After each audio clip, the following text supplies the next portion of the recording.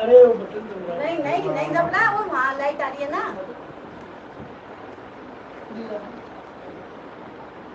Button तो light आ रही है ना। अभी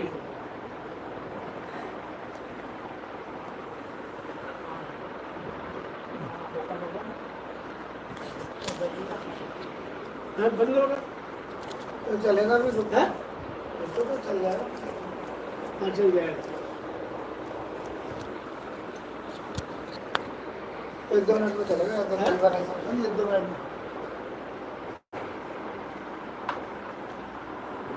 जय सच्चिदानंद।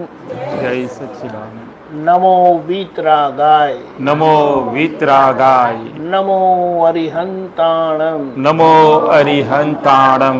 नमो सिद्धाणम। नमो सिद्धाणम। नमो आयरियाणम। नमो आयरियाणम। नमो वज्रायाणम। नमो उवज्जायाणम। नमो लोये सव साहुणम। नमो लोये सव्व साहुणम। ऐसो पंचन मुखारो। ऐसो पंचन मुक्कारो। सर्व पाव प्रणाशनो।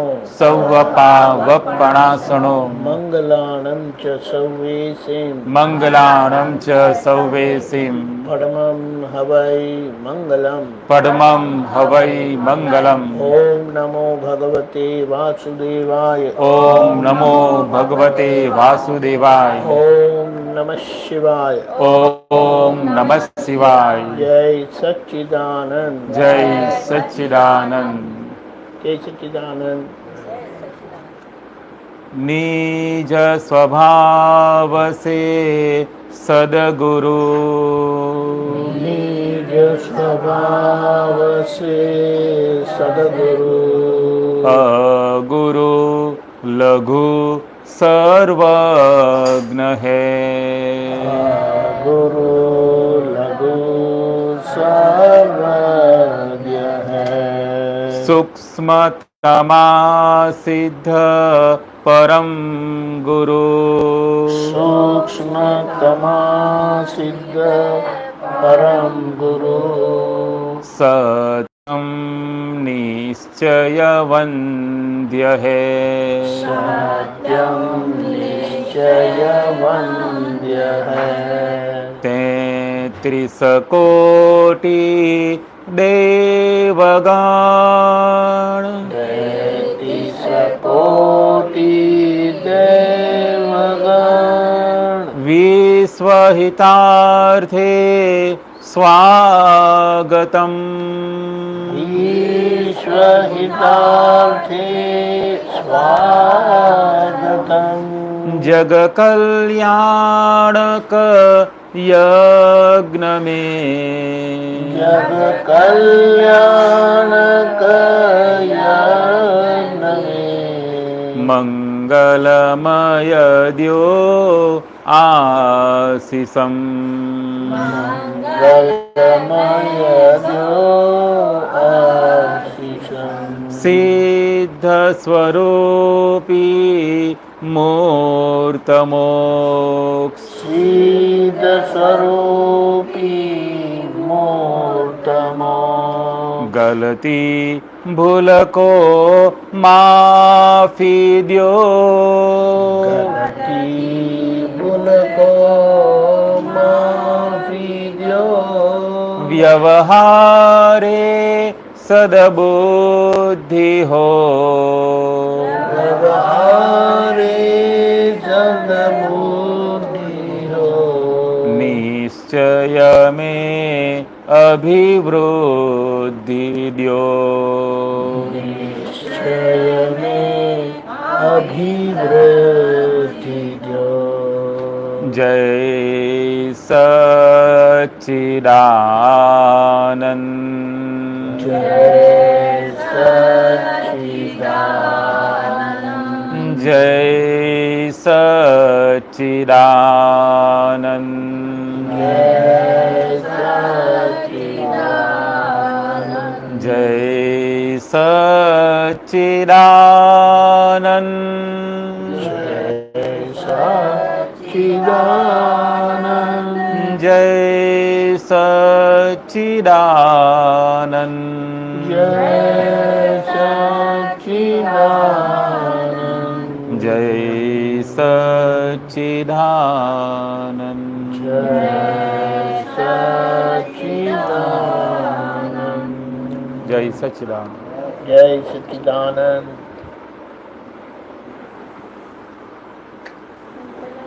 इसमें हरी लाइट नहीं आ रही, हरी लाइट आती है। बंद।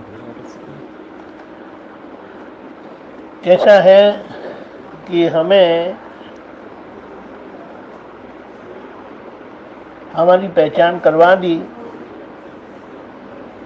और इसके परिणाम से कोई भी हमारे लिए अनजान रहे नहीं। हमारी सही पहचान हो जाने पर अब हमारे लिए कोई अनजान रहे नहीं।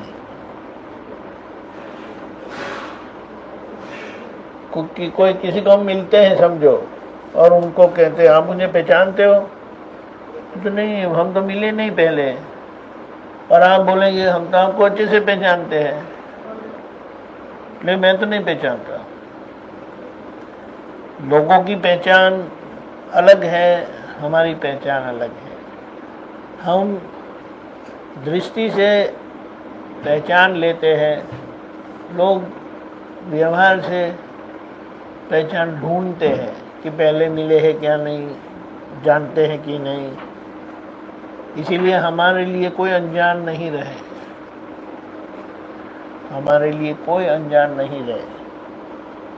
और अनजान नहीं रहे ये बड़ी बात है कि छोटी बात है? बहुत बड़ी बात, बहुत बड़ी बात। किसी के लिए किसी भी प्रकार का भेद रहा नहीं, बोलिए, और भेद रहा नहीं, इसीलिए किसी से झगड़ा रहा नहीं, किसी से भी। और अगर हमें किसी न किसी प्रकार का झगड़ा होता है समझो, तो हमें जो दृष्टि मिली है उससे हम देख नहीं पाए, तभी ही झगड़ा होगा, तभी झगड़ा होगा। और वो दृष्टि से कैसा दिखता है, क्या दिखता है, वो समझने में हमारी कुछ भूल रह गई है। वरना ये दृष्टि ऐसी है ना कि हमें दिखा देती है हम जहाँ पर है वे, ख्याल पे है, हम जहाँ पर है वो हमें दिखा देती है। और इसीलिए हमें किसी से भी किसी भी प्रकार का झगड़ा नहीं रहता। अगर वो दुख देते हैं, अगर वो दुख देते हैं ना, तो सामने वाले का दुख हमें स्पर्श नहीं कर सकता।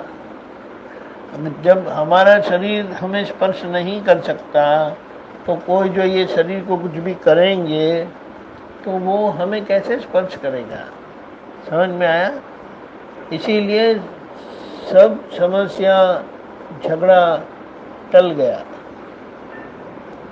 और फिर भी अगर अंदर कुछ होता है तो हमें समझ लेना है कि कहीं पर दादा को समझने का गलती हो गई, दादा को समझना बाकी रह गया, दादा के विज्ञान को समझना बाकी रह गया, महावीर भगवान का विज्ञान समझने में बाकी रह गया, कृष्ण भगवान की गीता समझ में रहना बाकी रह गया।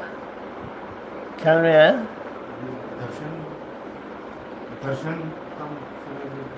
दर्शन क्या?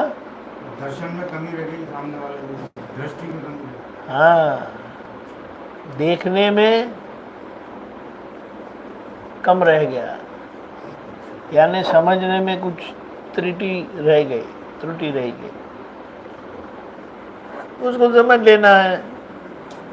बोलिए, यहाँ की कोई लाइट है? एक तो दे दो, यहाँ ये कोई लाइट चल गई? हाँ बस वो पीली लाइट बंद कर दो। हाँ बस बस बस। इस कमरे को खोल दो। ये तो लाइट नहीं ना। हाँ बहुत अच्छे। तो क्या कहा कि दृष्टि ऐसी, जो दृष्टि से कृष्ण भगवान ने जगत को देखा, जो दृष्टि से महावीर भगवान ने जगत को देखा, जो दृष्टि से राम भगवान ने देखा, वही दृष्टि हमें मिली है। उनको किसी से झगड़ा नहीं था, तो हमें क्यों झगड़ा रहना चाहिए। आइए, जय सच्चिदानंद बोलो। यहाँ ये बात समझ लेना, अगर कुछ है, जय सच्चिदानंद, जय सच्चिदानंद। जय अगर कुछ भी असर होती है तो हमें समझ लेना है कि कहीं पर कुछ गलत हुआ है, जिसके कारण हमें असर हुई। ऐसा जरूरी नहीं है कि लोग हमें सुने, और अगर कोई हमें नहीं सुनते तो हमें कुछ ऐसा बुरा लगाने की जरूरत नहीं है। उसमें बुरा क्या लगाने का, क्योंकि क्या बताया, हमारी बात किसी को अनुलक्षी रहकर नहीं निकलनी चाहिए, सहज भाव से, सामान्य भाव से निकलनी चाहिए। लेकिन अगर ऐसा मैं मानता हूँ कि मुझे आपको कुछ कहना है, ये मुझे उनको कुछ कहना है, ऐसा है, तो वहाँ पर ये गलत है। ख्याल में है? और हम ऐसा ही करते, सुनाना है हमें लोगों को कि उन्होंने कहा तो मैं क्यों नहीं सुनाऊं। बोलिए, सामान्य व्यवहार है, लेकिन वो व्यवहार में दादा ने कैसा विज्ञान खुला कर दिया, और ये विज्ञान समझने से हमारी सभी समस्या का समाधान कर दिया। बोलो, क्या कहा, हम खुद से ही बात करते हैं। जब खुद से बात करनी होती है और खुद से ही बात करते हैं, तो संबोधन करना क्या जरूरी है। ख्याल में है?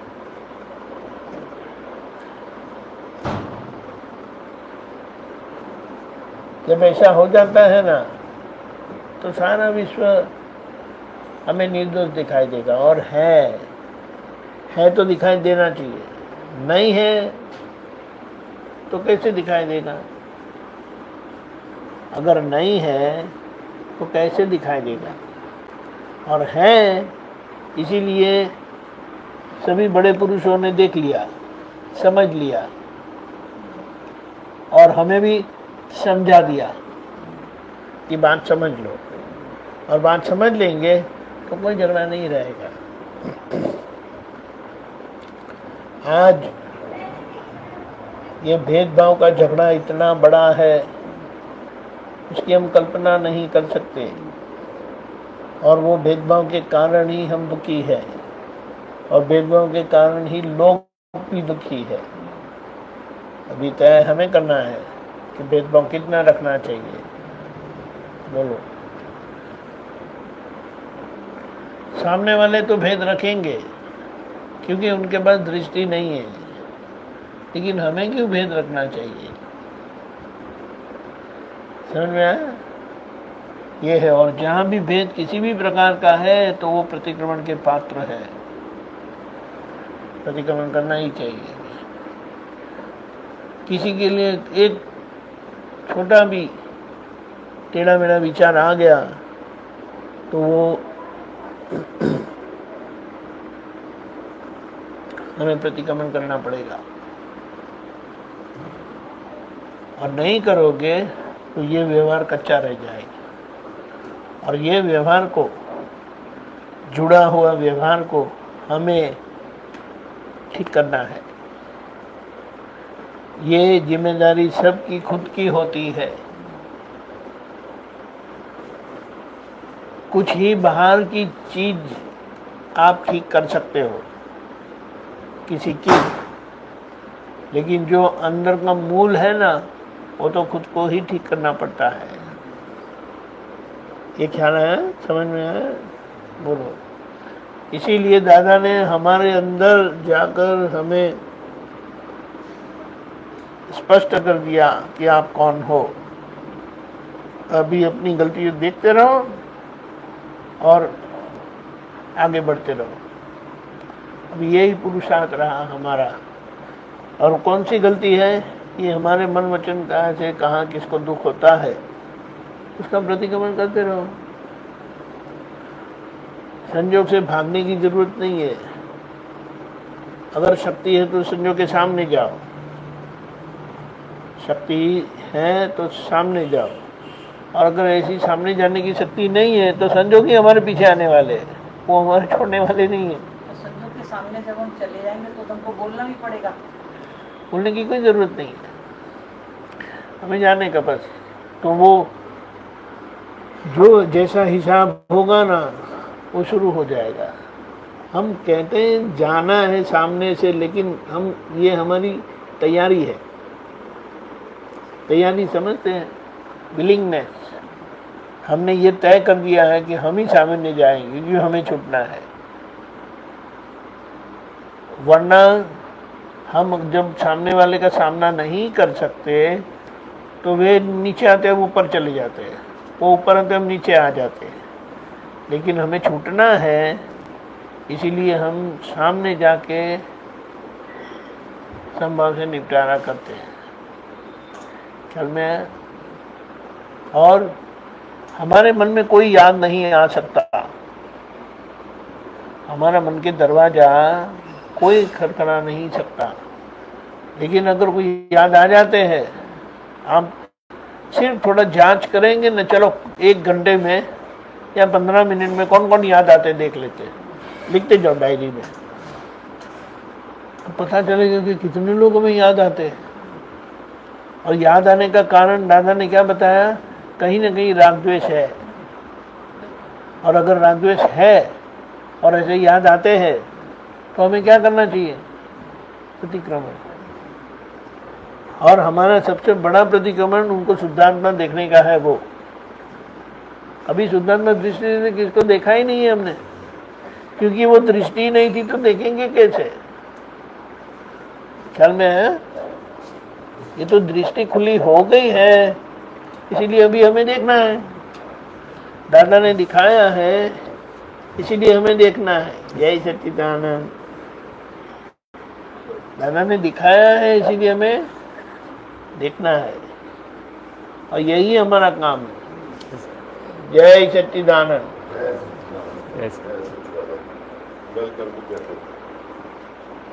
बहुत अच्छा। हमारा डॉगी गया, वो हमने सुना, लेकिन वो भी थोड़े फ्री हो गए अभी, क्योंकि बहुत तकलीफ में थे ना, चल भी नहीं पाते थे फिर तो आखिर में। तो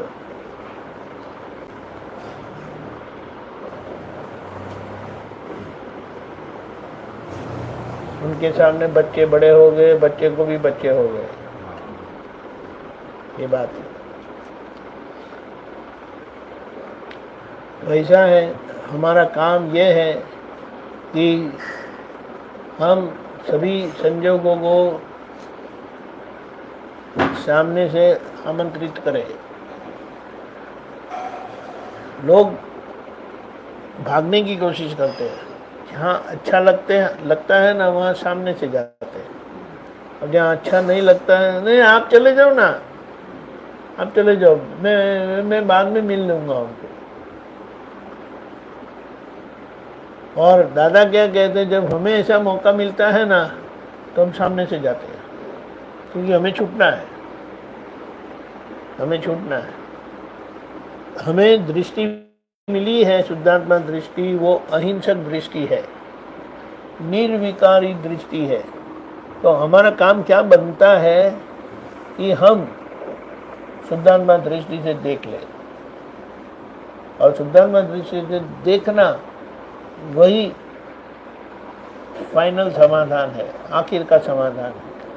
क्योंकि कभी हम शुद्धात्मा दृष्टि से कभी किसी को देखा ही नहीं, बोलो, और घर पर तो कभी नहीं देखा।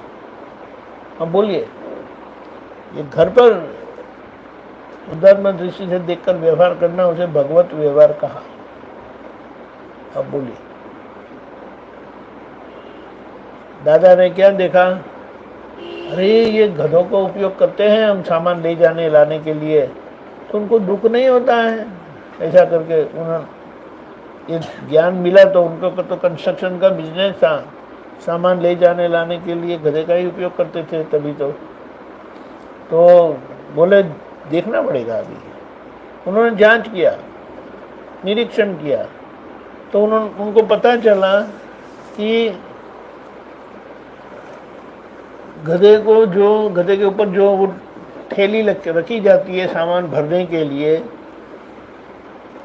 तो कोई इतनी बड़ी नहीं होती, क्योंकि इतनी बड़ी होती तो वो गिर जाएगी। इतनी छोटी भी नहीं है, अपने नाप की ही है। तो कहाँ उनको उनके नाप से ही वो सामान भरते हैं।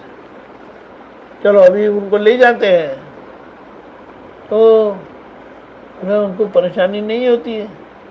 तो ज़्यादा कहते हैं वो एक दूसरे के साथ ऐसा मस्ती करते करते जाते हैं, और बीच में कुछ पत्तियाँ वगैरह मिल जाता है, कोई ऐसा पौधे मिल जाते तो खा भी लेते हैं। बोलो तो उन्होंने क्या उसको क्या तारण क्या निकाला? हमें शुद्धात्मा दृष्टि से उनको पहले देख लेने का, व्यवहार दृष्टि से गधा है, निश्चय दृष्टि से शुद्धात्मा है, और फिर वो सामान रखो और उसका उपयोग करो। शुद्धात्मा देख के व्यवहार करने से व्यवहार का दाग लगता नहीं है। अब बोलो, और अगर शुद्धात्मा देख के ऐसा कुछ व्यवहार भी हो गया, बोलने का, डांटने का, ऐसा कुछ, तो प्रतिगमन कर लो, क्योंकि ये व्यवहार के करने वाले हम नहीं है। व्यवहार होता रहता है, और वो जो होता है उसमें हमें जागृत रहकर हमारी कहाँ गलती है, वो व्यवहार में क्या गलती है, यानी वो व्यवहार में किसको दुख होता है, उसको देख लेने का है और प्रतिगमन करने का है। आप सोचो कि कभी भी ये दृष्टि मिलने से पहले आगे का जीवन अगर हम हमें देखें तो कभी ऐसा सोचा ही नहीं है कि हमारे मन से, वाणी से, काया से किसी को दुख होता है कि नहीं, क्योंकि वो दृष्टि में ही नहीं था, हमारे समझ में ही नहीं था। और ये समझ हमारी दादा ने खोल दी कि ये प्राथमिक देख लो कि कहाँ किसको दुख होता है, और प्रतिक्रमण करते रहो। तो आगे आगे का जैसे प्रतिक्रमण, जितना प्रतिक्रमण करेंगे, जैसा प्रतिक्रमण करेंगे, तो आत्मा के ऊपर का आवरण, कौन से आत्मा के ऊपर का आवरण? मूल आत्मा के ऊपर कोई आवरण नहीं है, मूल आत्मा तो मुक्त ही है। लेकिन मैं जो माना हुआ हूँ, मैं हूँ करके, उसके ऊपर ये सब आवरण लगे हैं, वो निकलते जाएंगे, और लोग निकलते जाएंगे, आपको दिखाई देने लगेगा, यानी समझ, क्या बोलेंगे, आप समझ आने लगेगी कि हकीकत क्या है, और ज़्यादा गलतियाँ दिखेगी, और प्रतिक्रमण करेंगे और ज़्यादा गलतियाँ दिखेंगी। वो ज़्यादा दिखने की मतलब वो स्थूल में से सूक्ष्म में जाओगे, सूक्ष्म में जाओगे, सूक्ष्मतर में जाओगे, सूक्ष्मतम में जाओगे। बोलो, स्थूल का यानी आचरण का, एक दूसरे के आचरण का, सूक्ष्म यानी मन का, जो बाहर दिखाई नहीं देता। वाणी के दोषों को स्थूल सूक्ष्म कहा। क्या बताया? जो बाहर सुनाई देती है वाणी, हम बोलते हैं, सुनते हैं ना, वह स्थूल सूक्ष्म है, जय सच्चिदानंद। और जो हमारे अंदर चलती है, हमारे अंदर चलती है, वो सूक्ष्म स्थूल है। जो बोल रहे हैं अपन, वो अभी बताता हूँ। बोलते हैं वो स्थूल समझ में आती है, लेकिन वो दिखाई नहीं देती, सिर्फ सुनाई देती है, इसीलिए वो सूक्ष्म है, इसीलिए वो स्थूल सूक्ष्म है। समझ में आया? सुनाई देती है इसीलिए वो स्थूल है, दिखाई नहीं देती है इसीलिए वो सूक्ष्म है, इसीलिए उसे स्थूल सूक्ष्म कहा। ख्याल में आया? और अंदर जो वाणी चलती है वह सूक्ष्म स्थूल है, और मन के विचार केवल सूक्ष्म है, उसको सूक्ष्म भी बोल सकते हैं, लेकिन उसे सूक्ष्म स्थूल बताया क्योंकि उसका प्रभाव बाहर आता है, वाणी का प्रभाव। अब बोलिए। तो अंदर वाणी और मन का सोचना वो दोनों एक नहीं है? नहीं, जैसे सोचना ऐसा बुद्धि। एक जो सोचना है ना वो विचारधारा है। अच्छा। और कभी हम बोलते हैं ना समझते नहीं, कुछ देना समझना नहीं चाहिए, अच्छा। सब कुछ बोलना पड़ेगा, ये वाणी का ये है। वाणी है। और विचार आना वो अलग बात है। विचार मान्यता से जुड़ा है और ये अवस्था से जुड़ा है। जो कुछ होता है ना उसके प्रति वो वाणी निकलती है। मन सूक्ष्म है, बुद्धि सूक्ष्मतर है। बुद्धि सूक्ष्मतर है, यानी हमें पता चला है कि व्यवस्थित है, फिर भी बुद्धि कहती है कि ना भला ऐसा कुछ होना चाहिए, ये गलत है। समझ में आया? तो वो सूक्ष्मतर गलती है। ख्याल में आया कि बुद्धि हमें सामने वाले को स्वीकार करने नहीं देती, गलती बताती है, और बुद्धि करेक्ट है ऐसा नहीं समझने देती। ख्याल में है? दादा ने कहा व्यवस्थित है, तो कोई विकल्प है अभी उसमें? बोले नहीं है। लेकिन बुद्धि क्या बोलती है? लेकिन व्यवहार से तो ऐसा थोड़ी एक्सेप्ट कर सकते हैं, व्यवहार से तो ये गलत है ही ना। तो यहाँ ये बुद्धि बीच में आती है व्यवस्थित समझने के लिए, सूक्ष्मतर है। यानी जो भगवान ने देखा है, भगवान ने बताया है, वहाँ पर हमें शंका करवाती है, विकल्प करवाती है। और सूक्ष्मतम यानी इस जो कुछ भी हो रहा है वो सारा नामधारी का है, नामधारी में हो रहा है, हमें कोई लेना देना नहीं है। लेकिन फिर भी वो मुझे मुझे मुझे मुझे करके होता है, मैंने मुझे करके होता है। तो यहाँ पर जब मुझे बोला जाता है तब हमें समझ लेना है कि किसकी बात हो रही है। दादा ने बहुत बार समझाया है, बहुत बार कहा है, हमने बहुत बार सुना है, लेकिन हमने हमारी वाणी को सुना नहीं है। ये बात को सुना है, मेरा मेरा कहते हैं, तब वो किसकी बात हो रही है वो समझ लेना है। जब आप मेरा कहते हो तो आपको समझना है कि वो किसकी बात है। कोई और मेरा कहते हैं तो हमें समझ में आ जाता है वो अपनी बात कह रहे हैं। ख्याल में है?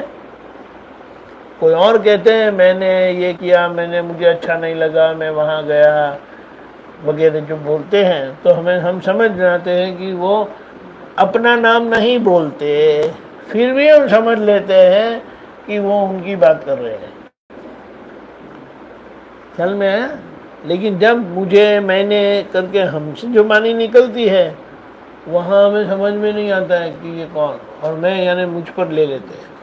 और इसके लिए जो भुगतान को देखने का होता है उसको हम आभास से भुगतते हैं। मुझे अच्छा नहीं लगा, मुझे बहुत अच्छा लगा। कोई सिर्फ इसीलिए कहा सुनो, बी ए गुड लिसनर बोलते हैं ना, यहाँ ये गुड लिसनर की बात है। और जैसे जैसे हम ऐसा अच्छे से सुन लेते हैं, दादा ने क्या कहा, हम जो संजोग आता है वो संजोग में जो जो लोग मिलते हैं वे श्रोता है, सुनने वाले। हमारी ये वाणी चलती है ना, वो टेप रिकॉर्ड है, टेप रिकॉर्ड बजती है, सुनने वाले सुनते हैं, टेप रिकॉर्ड बोलती है। दादा कहते हैं मैं ये जो वाणी बोली जा रही है उसको अच्छे से सुनते रहते हैं, उसको ऊपर ही है। हाँ, उसको अच्छे से सुनते रहते हैं और अंदर जो भी कोई गलती होती है ना उसको सुधारते रहते हैं। जैसे चाय देते हैं, गरम तो कर दी, देते वक्त छलनी से छान कर देते हैं। कभी ऐसे ही जान दिए देना छानने बगैर, देखो फिर रिएक्शन क्या आता है। फिर ऐसा बोलते अरे मैं भूल गए, सॉरी करके छटक जाने का। लेकिन हमको तुरंत समझ में आ जाएगा कि छानने के बगैर अगर चाय देते हैं तो सामने वाला चिल्लाते हैं, तो अगर हम ऐसा कुछ छानने बगैर ऐसा कुछ कर देंगे, ऐसा ही कुछ बोल देंगे तो सामने वाले को दुख होगा कि नहीं। और चलो हो गया तो बाद में उसको सुधार लेना है, तब समझ जागृत नहीं रहे तो तीर निकलने के बाद तो समझ लो कि भाई ये गलत हो गया, प्रतिक्रमण करो। यहाँ हमें जागृत रहना है। और एक बार हमारा केस खुलता है प्रकृति में, कुदरत में, बोलेंगे आपने ऐसा किया वैसा किया, ऐसा बोले ऐसा वैसा बोले, ऐसा सोचा वैसा सोचा, लेकिन फिर वो देखते हैं अगर नहीं तो इन्होंने प्रतिक्रमण भी किया और प्रत्याख्यान भी किया कि दोबारा ये नहीं करना है, तो भी इनका दोष नहीं है, तो इनका दोष नहीं है। ख्याल में आया ये बात है। इसीलिए हमें पुरुषार्थ की भूमिका में हम बैठे हैं, बिठाया है भगवान के प्रकाश को प्रज्ञा शक्ति के माध्यम से। ये जो मन वाणी काया का व्यवहार प्रकाशित होता है उसको हम देख लेते हैं कि यहाँ पर कौन सी गलती कैसी गलती रह जाती है और वो गलती को प्रतिक्रमण करते रहते हैं। जब देखते हैं तो निश्चय दृष्टि से देखते हैं और प्रतिक्रमण करते वो व्यवहार दृष्टि से करते हैं। देखने का है वो निश्चय दृष्टि का काम है और करने का काम है वो व्यवहार दृष्टि का काम। एक व्यवहार होता है जो व्यवस्थित के धक्के से होता है या व्यवस्थित की प्रेरणा से होता है या व्यवस्थित शक्ति से होता है, और दूसरा व्यवहार जो शुद्धिकरण का व्यवहार है वो हमारे जागृति का परिणाम है। और जागृति का परिणाम होने के कारण वो जो शुद्धिकरण प्रक्रिया होती है, इसीलिए दादा ने हमें कहा कि जिसकी गलती हुई उनसे प्रतिक्रमण मंगवाओ।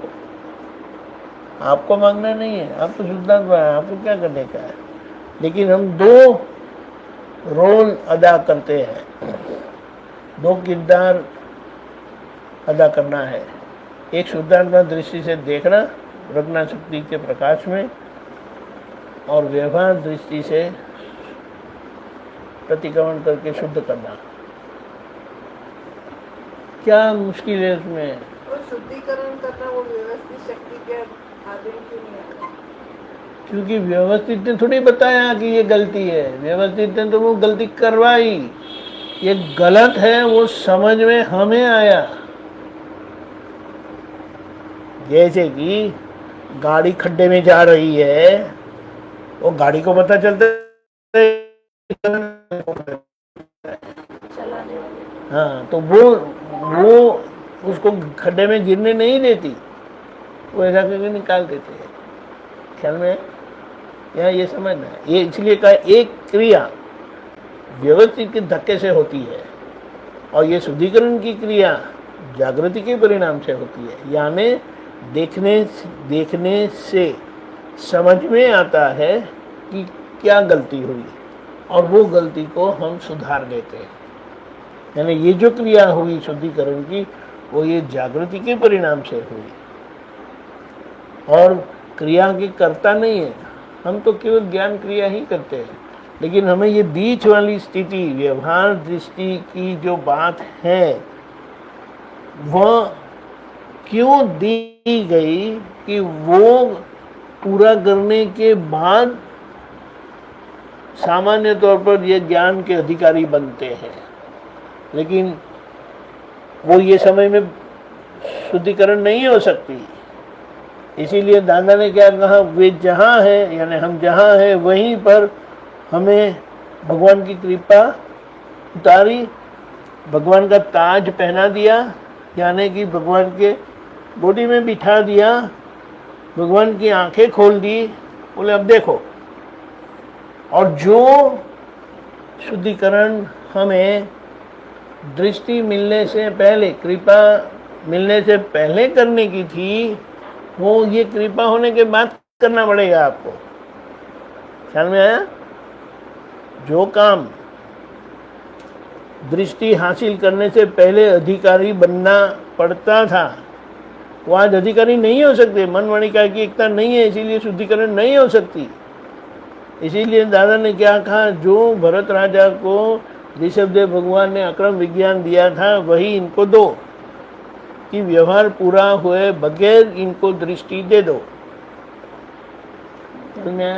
इसीलिए हमें मिली वो दृष्टि, हमें मिली है। इसीलिए सामान्यतः अगर बाहर ये बात करते हैं ना कि हमें दृष्टि मिली है, सम्यक दृष्टि मिली है, तो बोलते फिर प्रतिक्रमण क्यों करना है आपको? क्योंकि उनकी बात शास्त्र अनुसार सही है कि ये दृष्टि प्रतिक्रमण होने के बाद मिलती है, 10वें गुणस्थान में जाने के बाद मिलती है, कि जब फिर कोई प्रतिक्रमण जैसे रहता ही नहीं है। ख्याल में है? हमें रास्ते में चलते चलते लोगों को ये दृष्टि मिली है, इसीलिए ये बाकी का संसार व्यवहार की जो हमारी गलतियां हैं उसको हमें साफ करनी है, सुधारनी है, और वो व्यवहार दृष्टि से हम करते हैं। इसीलिए कहा आज निश्चय दृष्टि से देखोगे, व्यवहार दृष्टि से इसको रिपेयर करते जाओगे। बहुत बार ऐसा लगता है कि गलती हुई है, फिर भी मनीषा बोले कि मेरे को नहीं करना चाहिए। तो मत करो ना, तो मत कैसे करें? हम मत करो, फिर जो गंदे कपड़े पहनो, फिर नहीं भी गंदे कपड़े पहनो ना, गंदे कपड़े पहनो, बाल मत बनाओ, स्नान मत करो, घर को पोछा मत मारो, घर को झाड़ू मत लगाओ, गाड़ी साफ मत करो। नहीं, वो तो सब करना पड़ता है। उस समय मनीषा को क्या बोले? अच्छा, इसके लिए दादा ने क्या बताया कि ये स्वाभाविक है कि गलती हुई है, प्रतिक्रमण होना ही है, लेकिन प्रकृति बोला मुझे प्रतिक्रमण करने की क्या जरूरत है? तो क्या बताया, ये प्रकृति की कमजोरी है, अप्रतिक्रमण यानी प्रतिक्रमण नहीं करना वो प्रकृति की कमी है। इसीलिए दादा ने एक और आगे का मार्ग बताया कि चलो ठीक है, प्रतिक्रमण तो हमको करना ही है, लेकिन आपको नहीं करना है तो मत करो। लेकिन दादा ने कहा वो तो करोगे ना, तो हाँ करेंगे, पूरे प्रतिक्रमण करने की शक्ति दो मुझे। क्योंकि क्या बताया, प्रतिक्रमण नहीं करते हैं या नहीं होता है वो प्रकृति का दोष है। एक दोष जो प्रकृति करती है वो तो दोष है ही, लेकिन प्रतिक्रमण नहीं करती है, देखने के बाद भी, समझने के बाद भी, तो वो प्रकृति का दोष है। तो उसको, वो दोष को निकालने के लिए क्या बोलते हैं, हे दादा भगवान, सारे दिन व्यवस्थित के हिसाब से जो जो कुछ होगा उसको मैं अच्छे से देखूंगा, शुद्धात्मा दृष्टि से, शुद्ध उपयोग से देखूंगा, और देखकर जहाँ जहाँ गलत होता है उसका मैं प्रतिक्रमण करूंगा। हे दादा भगवान, मुझे प्रतिक्रमण करने की शक्ति देना, और मैं दोबारा ऐसे दोष कभी भी ना करूं, ऐसी शक्ति देना। आप सोचेंगे ना तो दादा ने कंप्लीट मुक्ति का पैकेज दे दिया है हमें, और किसी भी प्रकार का बोझा झगड़ा रखा ही नहीं है। बोलो। जैसे हमसे गलती हो गई, हाँ, हम उसी समय महसूस कर लिया कि हमसे गलती हो गई है, अगले वाले से बोल दिया कि ये गलती हमसे हो गई है, आज फिर क्या करना चाहिए, होगा ना प्रतिक्रमण।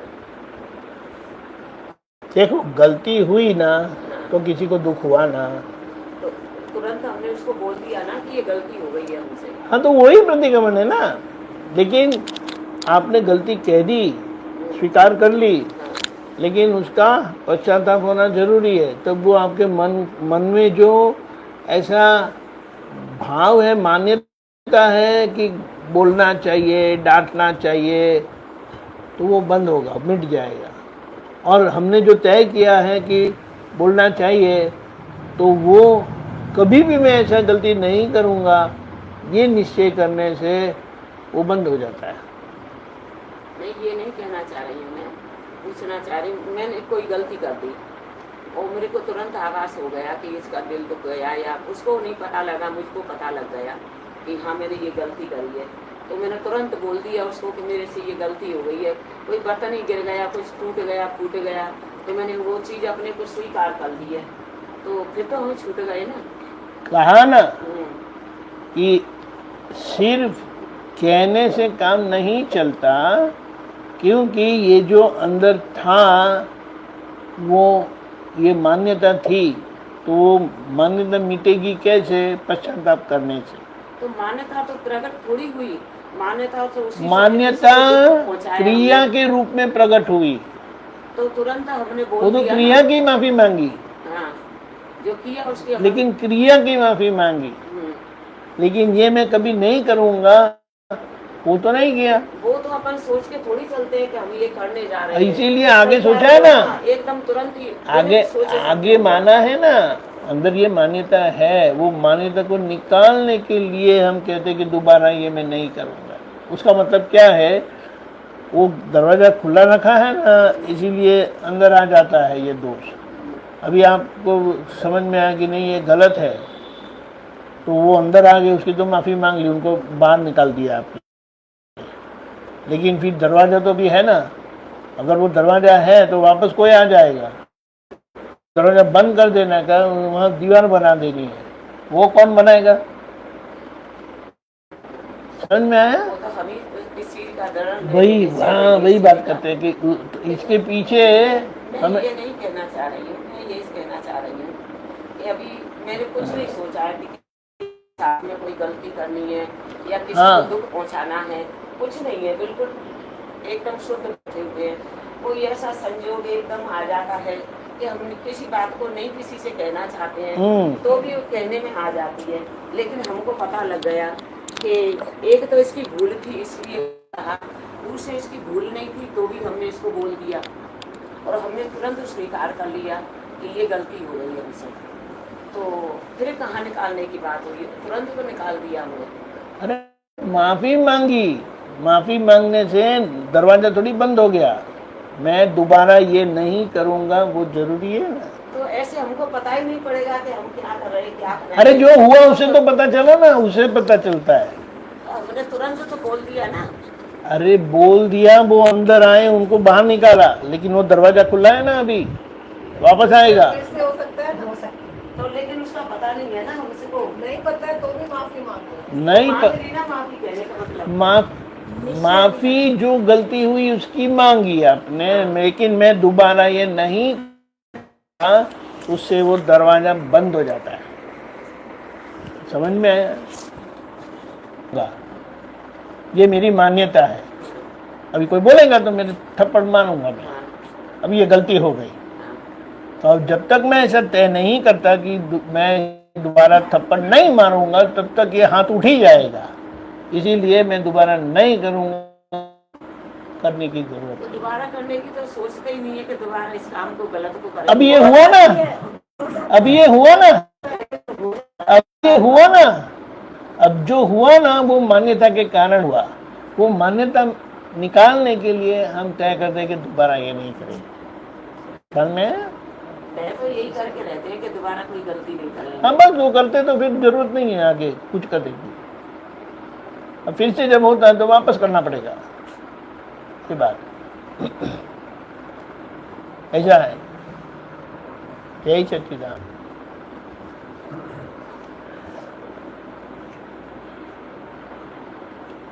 गुरु पूर्णिमा किसको कहेंगे कि हमें किसी के प्रति किसी भी प्रकार का भेदभाव नहीं रहता है, क्योंकि अभेद दृष्टि मिली है और लघुतम भाव मिला है।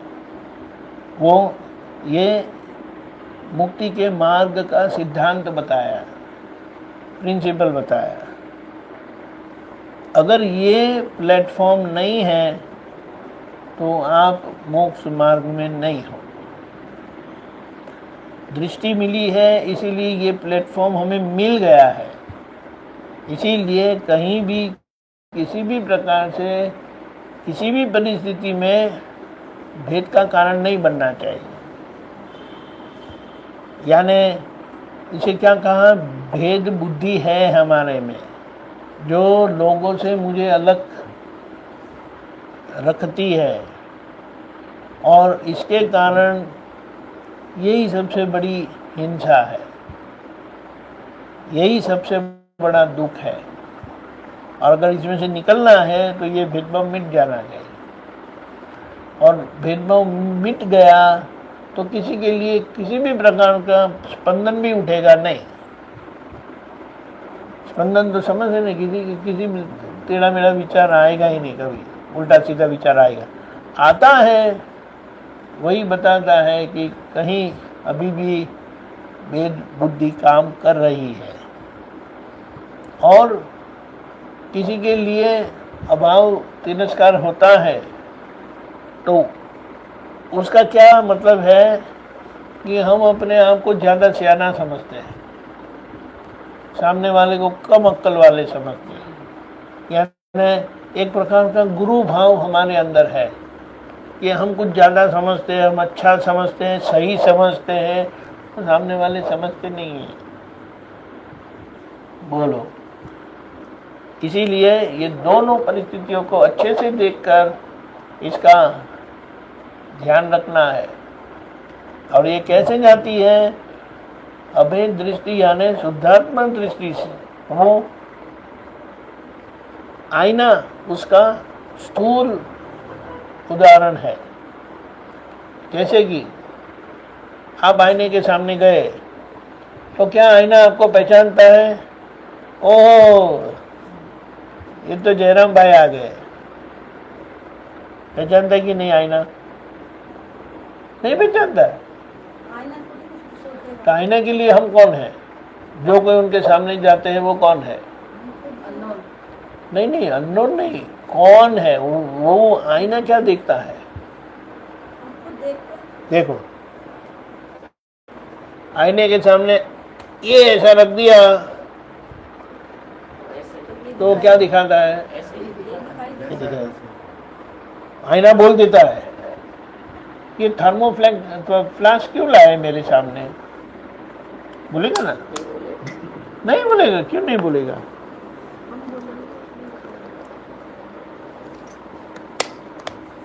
देखो, और हमने सेफ को, एप्पल को आईने के सामने रखा तो आईने को पता चल जाता है ये सेफ मेरे सामने क्यों लाए आप, एप्पल क्यों लाए? बताता है कि नहीं बताता है? कि वो क्या बताता है? वो तो कुछ नहीं बताता है, जो है वो दिखता है, लेकिन है आईना हमको पहचान जाता है ना कि ये डॉक्टर प्रवीण जी आए, ये जमा मेरा है, बस नहीं पहचान जाता आईना। बोलो ना।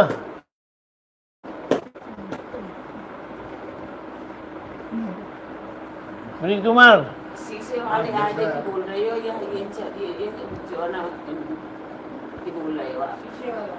मैंने आईना बताया, आईने के सामने गए। ये भी आईना है, इसको पता ये छोड़ो ना, ये आईना, वो आईने की बात करता हूँ मैं। ये आईने, वो आईना क्या हम उसके सामने जाते हैं? जाओ तो जाओ। ऐसा नहीं, आओ जाओ नहीं, वो क्या वो हमें पहचानता है कि ये आपका शुभ नाम मनी देवी, हाँ मनी देवी आ गई करके बोलेगी? क्यों नहीं बोलेगा? क्यों नहीं बोलेगा?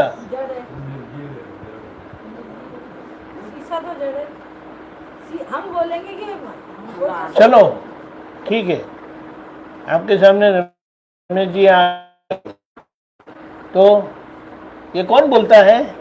आपकी आंखें बोलती है कि रमेश जी आ गए? तो कौन बोलता है? कौन बोलता है? बोलो ना। वाणी तो वाणी तो अलग बात है, वो तो टेप रिकॉर्ड करके बोलेगी, लेकिन आपको, आप यानी आपको सामने दिखाया गया ये रमेश जी है, ये आपके पति है, विधि से आपको 4 फेरे लगा के पक्का करवाया। अभी आप उनको जब जब वो सामने आएंगे तो वो रमेश जी तो हमारे लिए है, आपके लिए तो पति देव है। समझ में आया? ये जो कंडीशनिंग हुई, कंडीशनिंग को क्या बोलते हैं हिंदी में? मान्यता हुई। और 500 लोग हैं, 1000 लोग हैं, लाख लोग हैं, उसमें से आपको दिखाई दे देंगे हमारे पतिदेव है। क्यों? इतने सारे लाख लोगों में ये कैसे पहचाने जाते हैं? क्योंकि ये अंदर कंडीशन हो गया है, पक्का हो गया है। उसी तरह से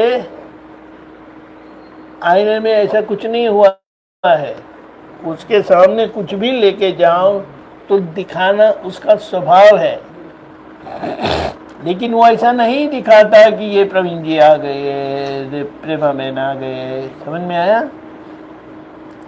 ऐसा शुद्धात्मा है। शुद्धात्मा दृष्टि ऐसे काम करती है। इसीलिए शुद्धात्मा के लिए 2 ही चीज है, एक व्यवहार और एक निश्चय। निश्चय से वो दिखाने का काम करता है, निश्चय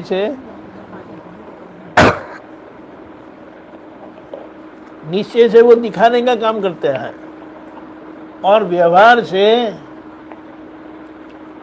अंदर जो अवस्था खड़ी हुई ना दिखाने की, उसके सामने वो दृश्य ही है, देखने की चीज। समझ में आया? और जो बदलता रहता है उसे व्यवहार कहा। और इसीलिए हमें बताया व्यवहार दृष्टि से ये है, निश्चय दृष्टि से शुद्धात्मा है।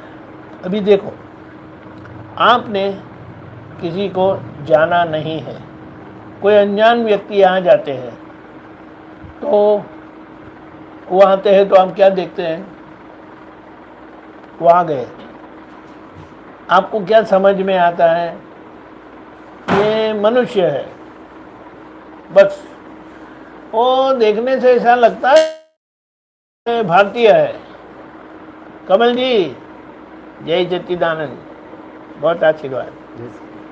हाँ, समझ में आया? नाम नहीं मालूम, ये ख्याल में आया? ये इसमें थोड़ी सूक्ष्मता है। समझने का मतलब क्या है कि ये कंडीशन हुए हैं ना, कंडीशन होने के कारण ये भाई है, ये बहन है, ये भारतीय है, ये मुस्लिम है, ये हिंदू है, ये क्रिश्चियन है। शायद उनके कपड़ों को देखकर आप बोलेंगे कि ये मुसलमान है, ऐसा करके सब अनुमान से हम कहते हैं। लेकिन क्या बताया? ये व्यवहार ही है। कैसा भी हो, जैसा भी हो, वो सामने आता है, उसको व्यवहार करके पहचाना, क्योंकि मैं निश्चय स्वरूप शुद्धात्मा हूँ। इसीलिए शुद्धात्मा के लिए, शुद्धात्मा दृष्टि से जो चीज उनके सामने आती है वो व्यवहार से, और जिनको हम पहचानते हैं कि जयराम भाई है, क्योंकि वो हमारी पहले की मान्यता से जयराम भाई ही है, ऐसा था। इसीलिए अब हमको कैसे देख लेते हैं कि व्यवहार दृष्टि से जयराम भाई है। समझ में आया? और व्यवहार दृष्टि से जयराम भाई कह के, व्यवहार दृष्टि से लकी भाई कह के मैं ये व्यवस्थित हमें इकट्ठा किया, और मुझे संभाव से निपटारा करना है, क्योंकि जयराम जी से मेरा कुछ लेना देना है। इसीलिए वो मेरे सन्मुख हुए, मेरे पास आए, मेरे करीब आए। समझ में आया? अभी आप इसकी विशालता और गहराई देखोगे तो हमें समझ में आता है कि ये आज्ञा हमें क्या करवाती है। जो व्यवहार है उसको व्यवहार पहचान करवाती है कि ये व्यवहार है, और अंदर निश्चय है जो मैं खुद हूँ। ख्याल में आया? और जब तक किसी भी के साथ का व्यवहार बाकी है आपकी मुक्ति नहीं हो सकती। व्यवहार यानी कहीं ना कहीं राग द्वेष है। जो मिलते हैं, जो याद आते हैं, वो कहीं ना कहीं राग द्वेष यानी या तो अच्छे लगते हैं या बुरे लगते हैं।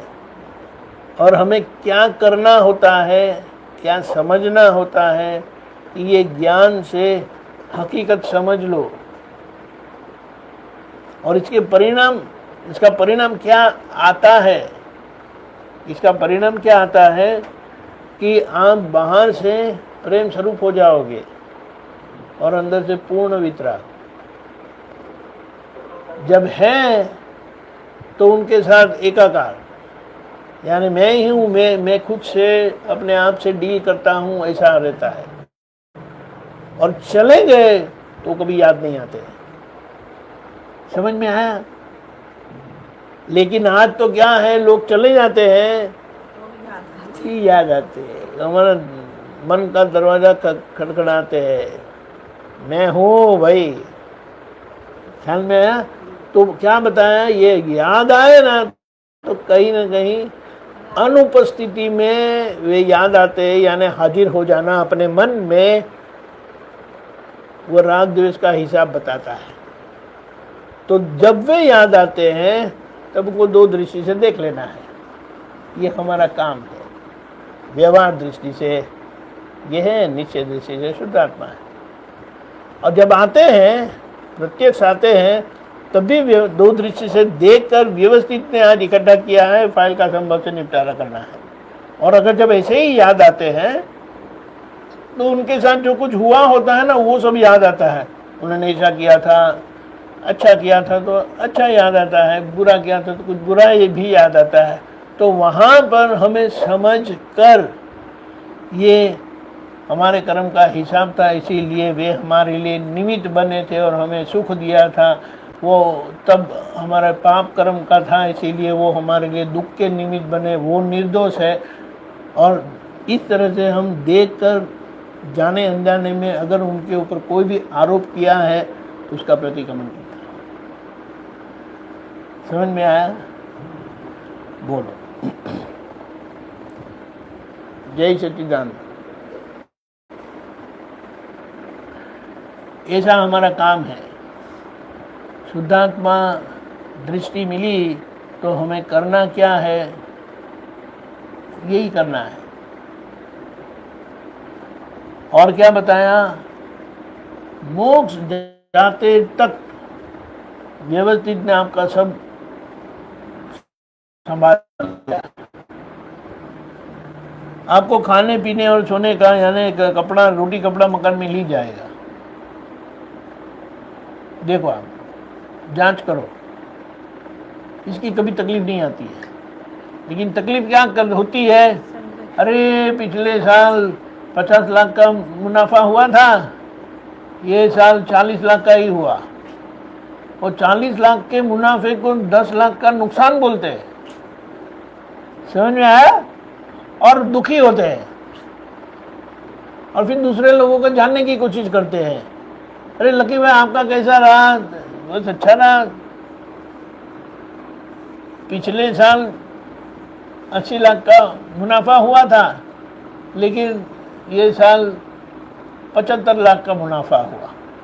तो उनको 5 लाख का नुकसान सुनकर उनको पेट में दुखता है कि हमको तो 10 लाख का नुकसान हुआ, उनको सिर्फ 5 लाख का नुकसान हुआ, अभी मुनाफा तो इतना ही हुआ है।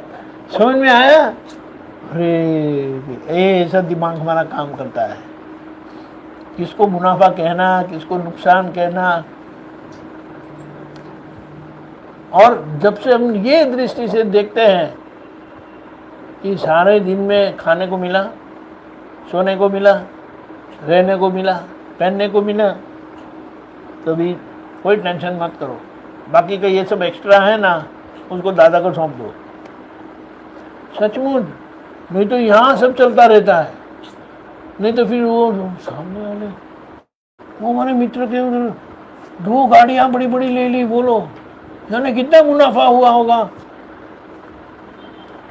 अरे बोलो, एक गाड़ी तो 75 लाख की है, दूसरी गाड़ी 1 करोड़ की है, यानी कितना मुनाफा हुआ होगा कि ये इतनी गाड़ी ले सकते हैं। दिमाग चलाते हैं बेकार में, कोई काम नहीं, और शांति भंग करते हैं अपनी।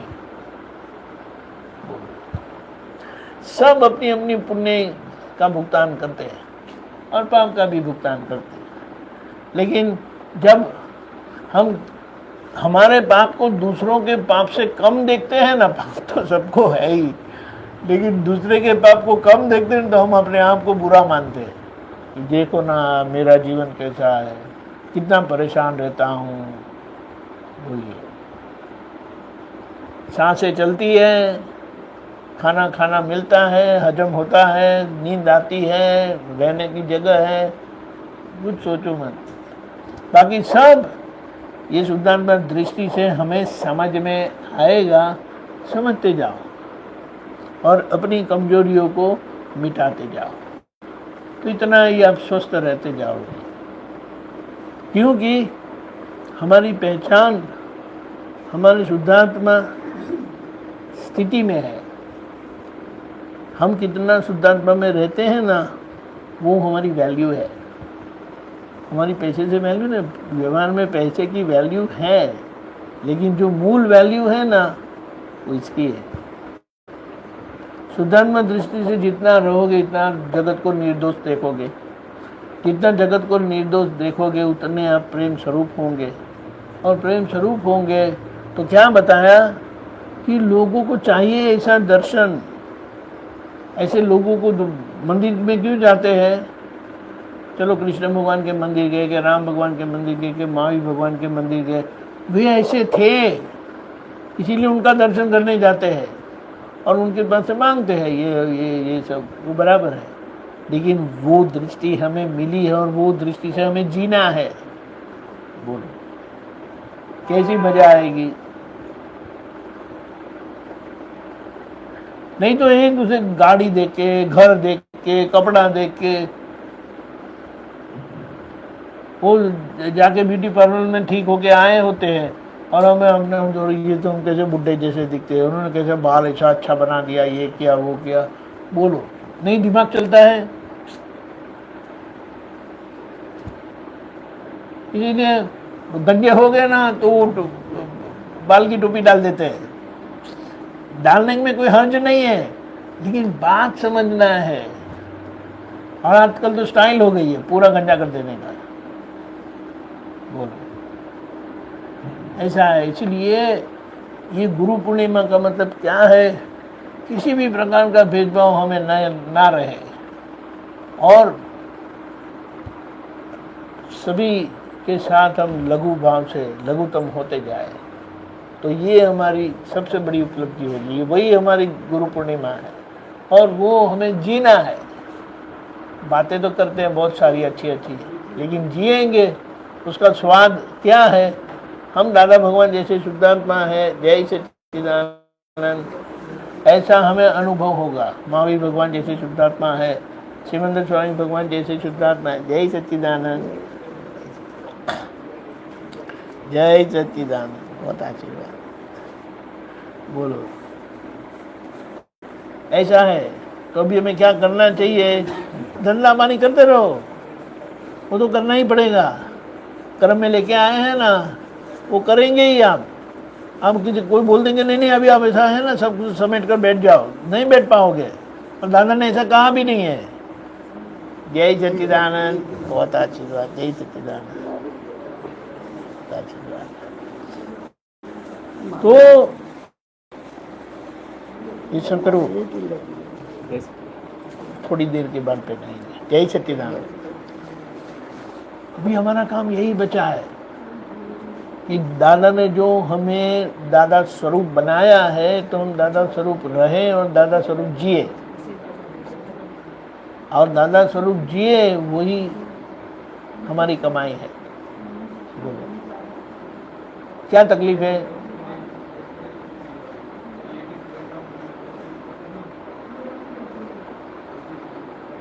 दादा ने कहा हम सभी में अपने आप को ही देख लेते हैं।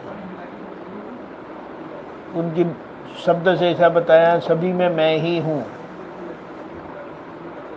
हम तो घर वालों में मैं ही हूँ करके नहीं होता है, बाहर वालों की तो बात छोड़ो, बोलो। तो इसीलिए कहा घर में मैं ही हूँ ऐसा कर देना है।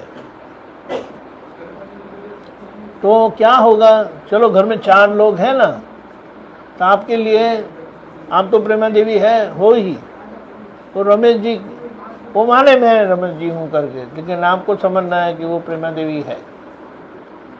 तो वो पीछे आपकी बहू बैठी है ना, बेटे की, वो मानती मैं कविता हूँ, वो माने मैं कविता हूँ, लेकिन आप समझते कि वो प्रेमा देवी है। बेटा है मैं प्रवीण जी हूँ, डॉक्टर प्रवीण हूँ करके आप देख लेते कि वो प्रेमा देवी है। फिर वो छोटे 2 बच्चे हैं ना, उसी तरह फिर वो आपकी बिटिया रानी है ना, वो भी, फिर आपके वो दामाद है और उनके 2 बच्चे हैं, सब इतने सारे प्रेमा देवी है। अभी बोला अब उनके जो आएंगे, जब वो आएंगे तब आप प्रेमा देवी करके देखेंगे तो अपने आप को मिलने में कितनी खुशी होती है। चेचे की आईने में जब हम अपने आप को देखते हैं तो खुश नहीं होते। वो गाड़ी पार्क करते ना, पार्क क्या बोलते हैं, ट्रैफिक लाइट में वो कुछ स्कूटर पे आया है और हमारी गाड़ी साइड में जाके खड़ी रहती है, तो अपने आप को ऐसा ऐसा करके देखते हैं। क्यों देखते हैं?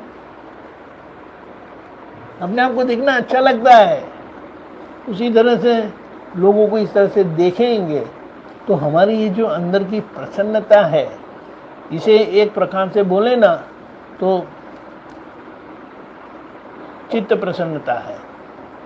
और ये जब होगी ना, आप देखो तो आपको तो कितने सारे प्रेमा देवी देखने मिलते हैं घर पर ही।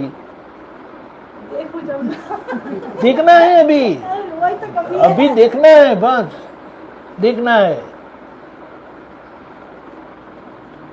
कभी किसी का मुंह बिगड़ जाता है, हो सकता है, तो कभी हमारा बिगड़ा हुआ मुंह देख के हम आईने में देखते हैं ना, तो हम तुरंत हंस लेते हैं।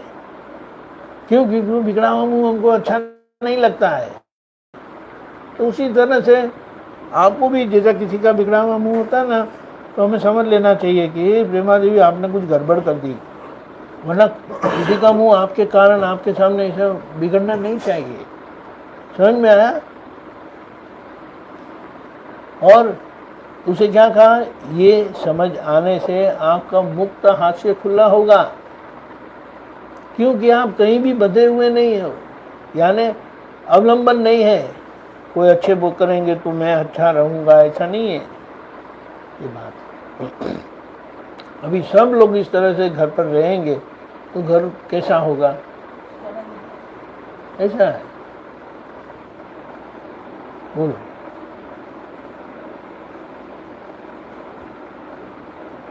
अकेले हैं तो भी सब साथ में होंगे।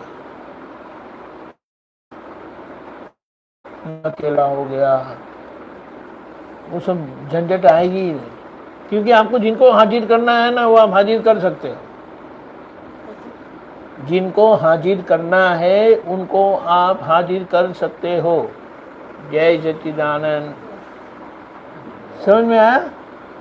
और हम जिनको पसंद नहीं करते ना, वो आते हुए होते ना, तो उनको भी हम गैर हाजिर कर देते हैं।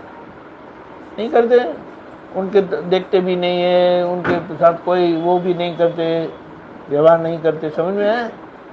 लेकिन अभी वो ऐसा हम नहीं करना चाहते। अभी नहीं अच्छे लगते ऐसा रहा ही नहीं।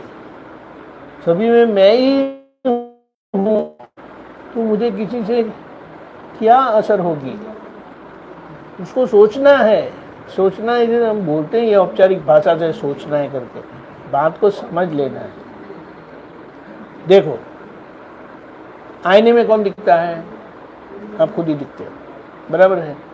फिर कहा ये जगत हमारा आईना है, ये जगत हमारा आईना है करके बताया।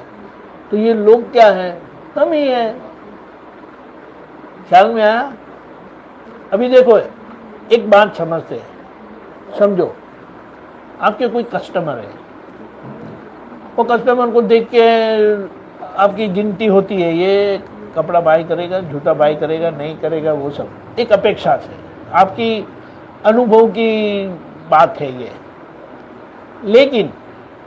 लेकिन अगर आपने भी ये दृष्टि से वो तो दिखाई देगा ऐसा करके, लेकिन आप बोलेंगे नहीं वो सब हमको नहीं देखना, क्या हम पता, आज तो ऐसा जरूरी नहीं है कि वो जैसे कपड़ा पहनेंगे वैसा ही वो बाई करेंगे, अच्छा भी बाई कर सकते हैं।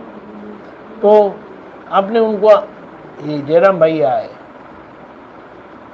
आपका व्यवहार उनके साथ बदलेगा कि नहीं? बहुत बदल जाएगा, उनको अपनापन लगेगा।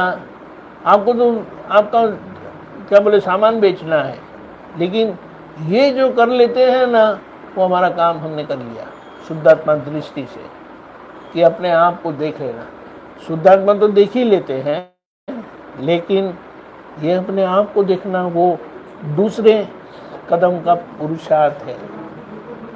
पहले कदम का पुरुषार्थ व्यवहार दृष्टि से और निश्चय दृष्टि से शुद्धात्मा करके देखा।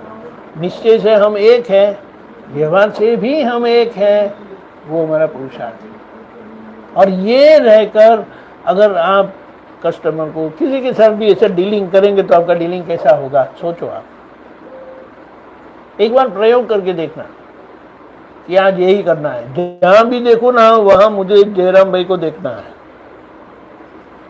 बोलो, फिर देखो मजा। चक्कर मारने गए, चलने गए, तो तय करो कि चलो सब में आज शुद्धात्मा तो देखना है, लेकिन बाहर से कोई कुछ भी हो, वो नीम का पेड़ देख लिया ना, तो उसमें भी आप अपने आप को देख लेंगे। क्यों? कि बाहर का दिखावा अलग है, पैकिंग अलग है, यानी पैकिंग दिखाई देता अलग है, लेकिन पैकिंग का भी मटेरियल सेम है, शुद्धात्मा के जैसा सेम नहीं है। यानी शुद्धात्मा और पैकिंग का मटेरियल सेम नहीं है, लेकिन जिस तरह से शुद्धात्मा एक ही है, उस तरह से पैकिंग भी एक ही है।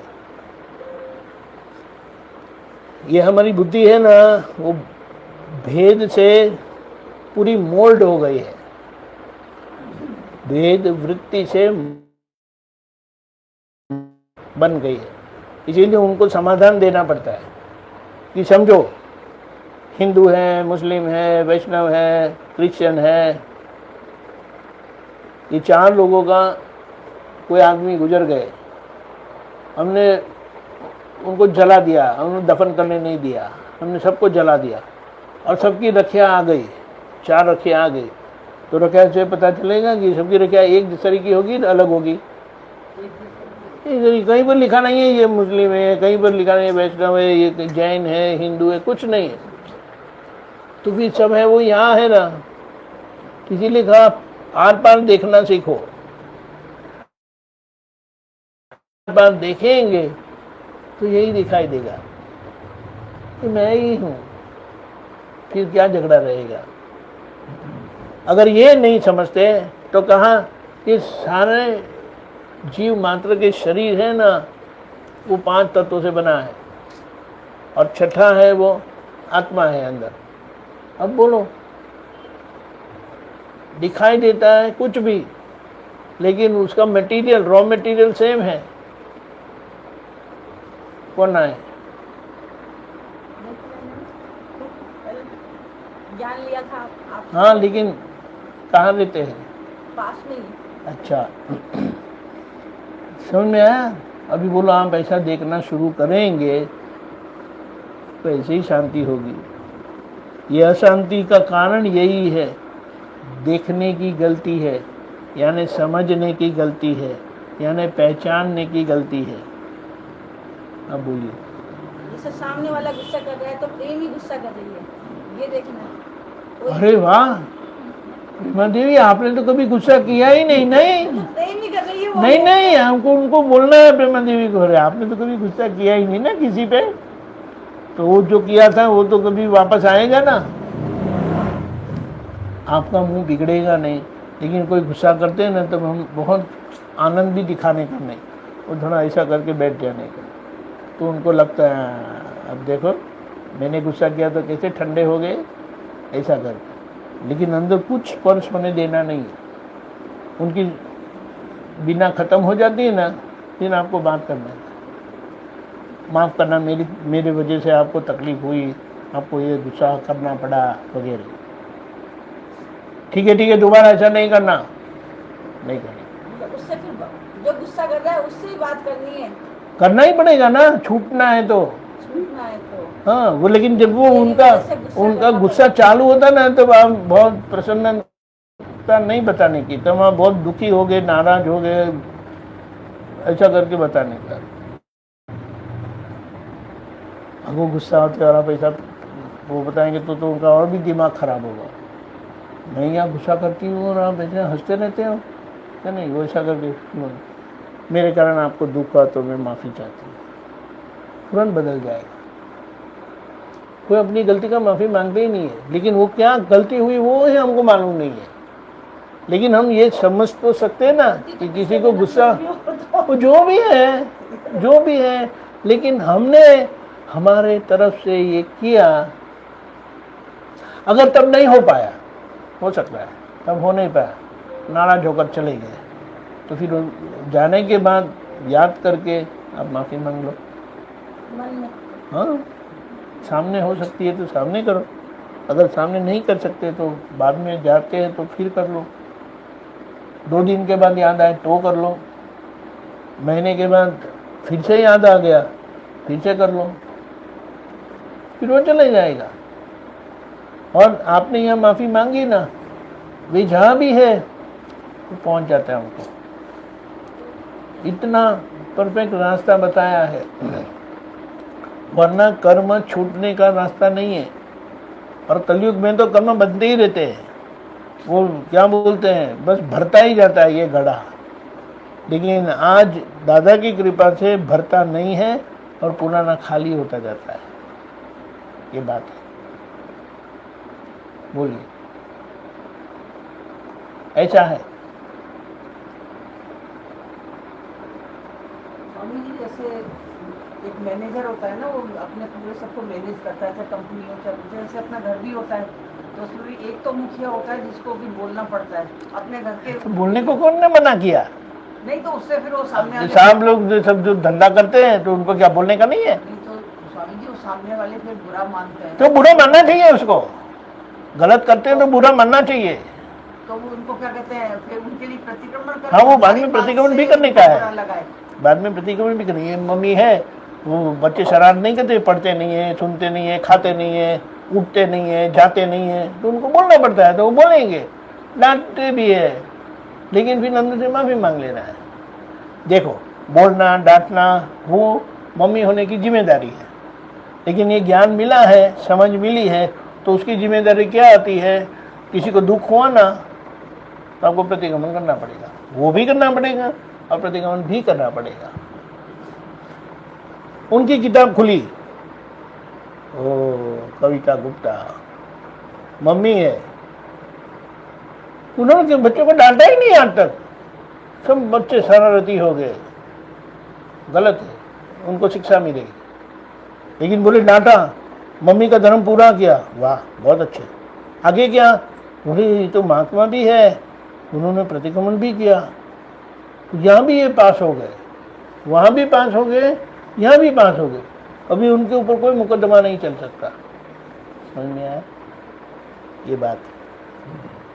क्योंकि आप व्यवहार की जिम्मेदारी के साथ ये निश्चय प्राप्त हुआ है, इसीलिए वो व्यवहार की जिम्मेदारी भी पूरी करनी है और निश्चय से आपको क्या करना है उस व्यवहार के संबंध में ये आपको करना पड़ेगा। अभी तो आपने कहा था जैसे सामने वाला गुस्सा करे तो बस चुपचाप बैठ जाओ, फिर बाद में मन में माफी मांग लो।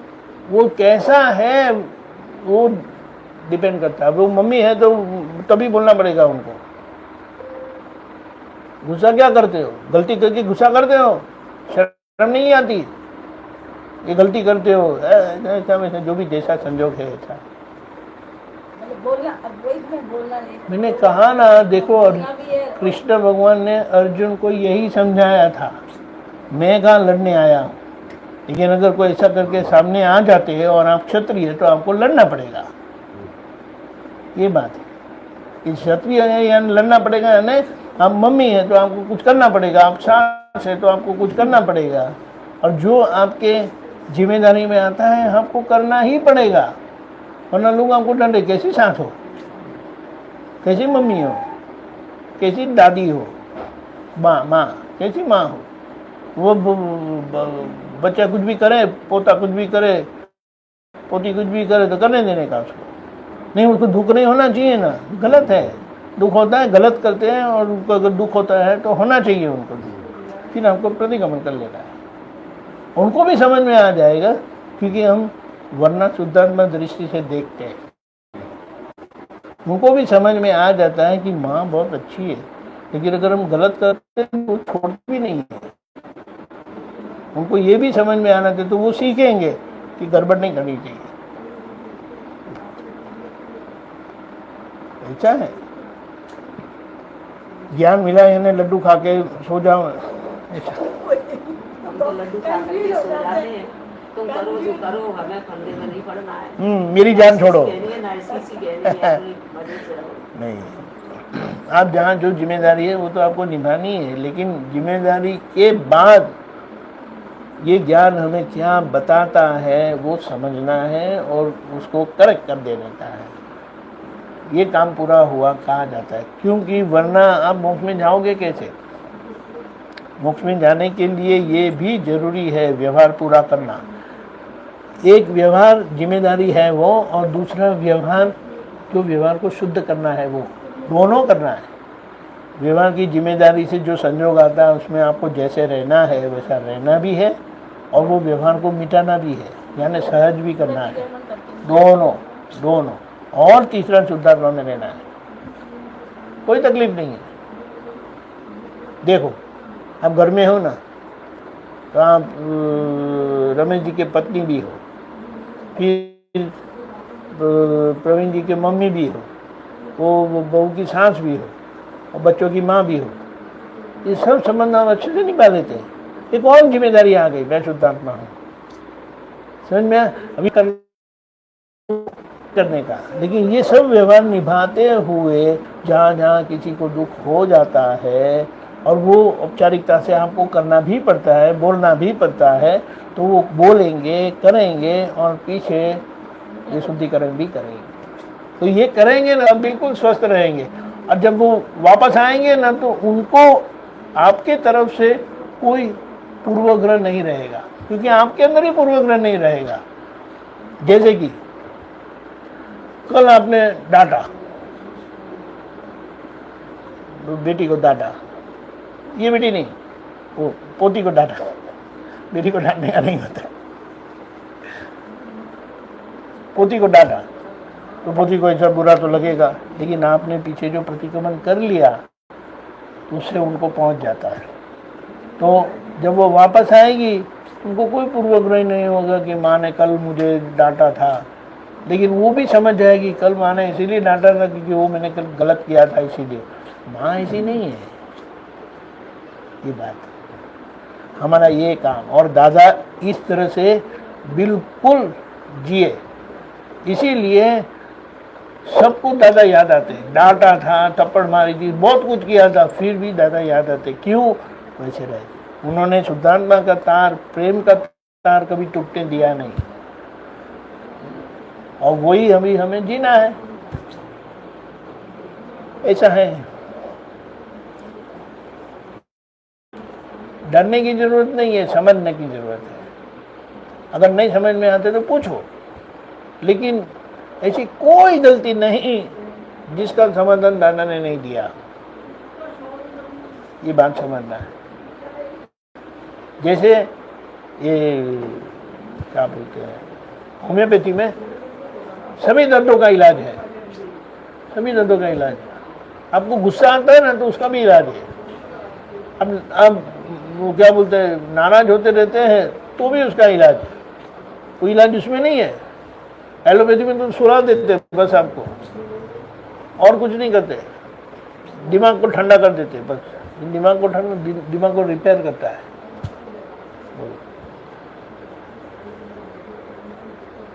क्रोधमान माया लोग का इलाज एलोपैथी में नहीं है, लेकिन क्रोधमान माया लोग का इलाज इसमें है, होम्योपैथी में है।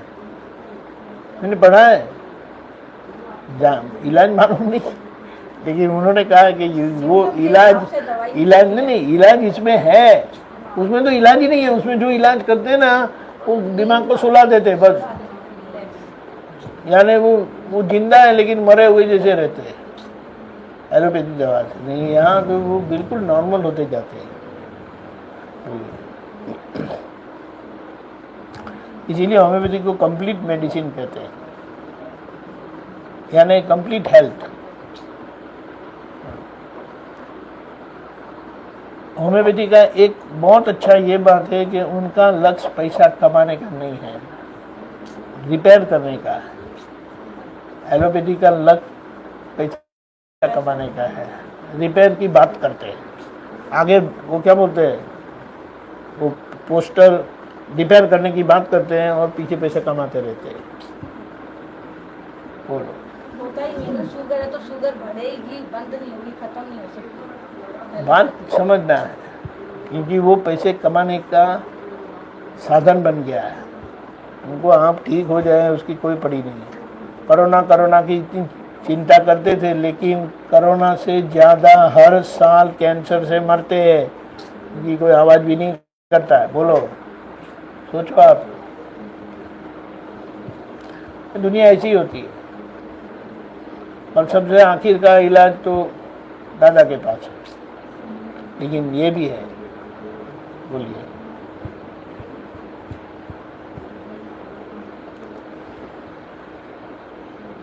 कितने बज गए? 9:30। हमारा टाइम तो 1 बजे तक का है ना। बोलिए, वो बंद सुनाइए।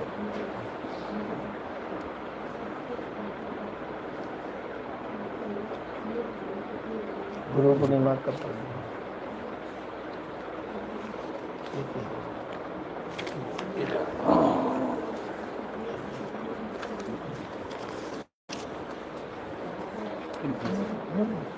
दिखाई नहीं देता, वाइट वाला दे दो, जो काला भी चलेगा। हाँ,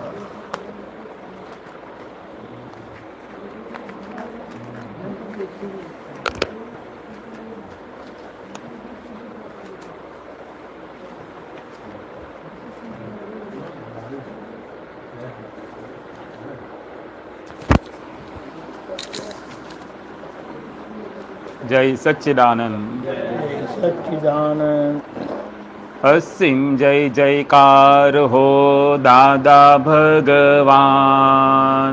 असीम जय जयकार हो दादा भगवान। असीम जय जयकार हो दादा भगवान। असीम जय जयकार हो दादा भगवान। गुरु पूर्णिमा छे आत्मानी। गुरु पूर्णिमा छे आत्मानी। अंदर बैठेला दादानी। अंदर बैठेला दादानी। गुरु पूर्णिमा छे आत्मानी। गुरु पूर्णिमा छे आत्मानी। अंदर बैठेला दादानी। अंदर बैठेला दादानी। सहजात्म स्वरूपी परम गुरु। सहजात्म स्वरूपी परम गुरु। सहजात्म स्वरूपी परम गुरु। सहजात्म स्वरूपी परम गुरु। शुद्ध चेतन खुदनो कल्पतरु। शुद्ध चेतन खुदनो कल्पतरु। ब्रह्म બ્રહ્માંડ પ્રકાશો સિદ્ધપણો બ્રહ્માંડ પ્રકાશો સિદ્ધપણો મુજ વિનંતી છે સર્વાંગી મુજ વિનંતી છે સર્વાંગી સત વ્યક્ત કરાવો સર્વાંસી સત વ્યક્ત કરાવો સર્વાંશી અસીમ જય જયકાર હો દાદા ભગવાન અસીમ જય જયકાર હો દાદા ભગવાન અસીમ જય જયકાર હો દાદા ભગવાન અસીમ જય જયકાર હો દાદા ભગવાન ગુરુ પૂર્ણિમા છે આત્માની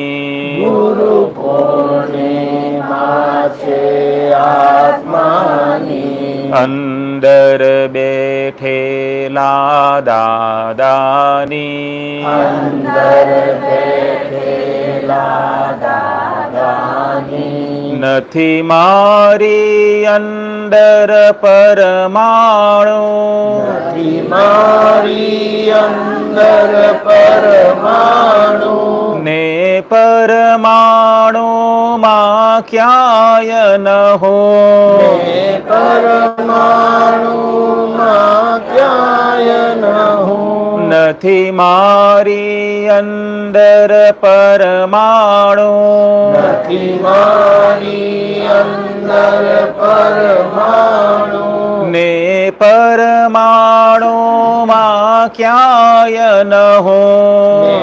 પરમાણુમાં ક્યાંય ન હું સતતત્વ સ્વરૂપે અગુરુ સતત સ્વરૂપે અગુરુ અલૌકિકતા પરમાત્માની અલૌકિકતા પરમાત્માની વાતુ જ નિરાળી દાદાની વાતું જ નિરાળી દાદાની અલૌકિકતા પરમાત્માની અલૌકિકતા પરમાત્માની વાતુ જ નિરાળી દાદાની વાતું જ નિરાળી દાદાની ગુરુ પૂર્ણિમા છે દાદાની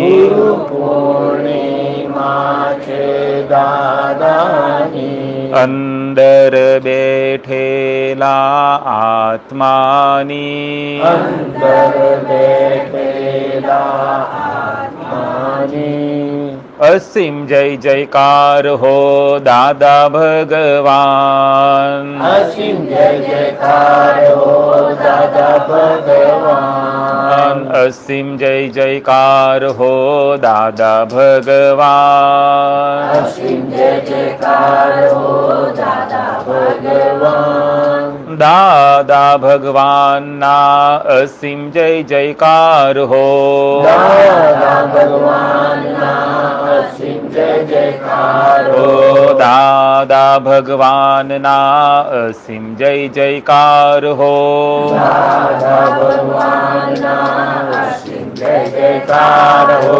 દાદા ભગવાનના અસીમ જય જયકાર હો દાદા ભગવાનના અસીમ જય જયકાર હો દાદા ભગવાનના અસીમ જય જયકાર હો દાદા ભગવાનના અસીમ જય જયકાર હો હો દાદા ભગવાનના અસીમ જય જયકાર હો દાદા ભગવાનના અસીમ જય જયકાર હો જય સચ્ચિદાનંદ જય સચ્ચિદાનંદ ये नक्की मारी अंदर परमाणु ने परमाणु में क्या ये न हो इसका मतलब क्या होता है कि हमारी अंदर यानी शुद्धात्मा के अंदर परमाणु नहीं है, क्योंकि परमाणु ये बाहर का शरीर बना है और आत्मा अंदर है। और जैसे दूध और पानी साथ होते हैं, जहाँ दूध है वहाँ पानी नहीं है, जहाँ पानी है वहाँ दूध नहीं है, लेकिन दिखाई दोनों साथ में देते हैं, दूध करके ही दिखाई देते हैं।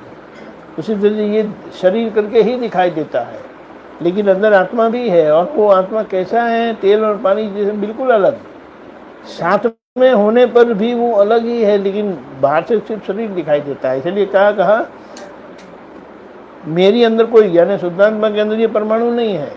परमाणु अपनी जगह पे है और शुद्धात्मा भी अपनी जगह पे है। ये शरीर जो ऐसा दिखाई देता है ना, उसमें 90+% पानी का है। ये पानी से भरा हुआ गुब्बारा है। एक का गुब्बारा बड़ा होता है, गुब्बारा छोटा होता है, लेकिन पानी दिखाई देता नहीं है। ये सवाल है। और पूरा, पोरस को क्या बोलते हैं हिंदी में? पोरस। एनीवे, वो पोरस तो समझते हैं ना, क्या बोलते हो? वो पानी भर देते हैं ना ऐसा, वो उसमें स्पॉन्ज जैसा है, स्पॉन्ज। ये सारा शरीर स्पॉन्ज जैसा है। और सभी एयर स्पेस है ना, स्पॉन्ज का एयर स्पेस कनेक्टेड नहीं होता है।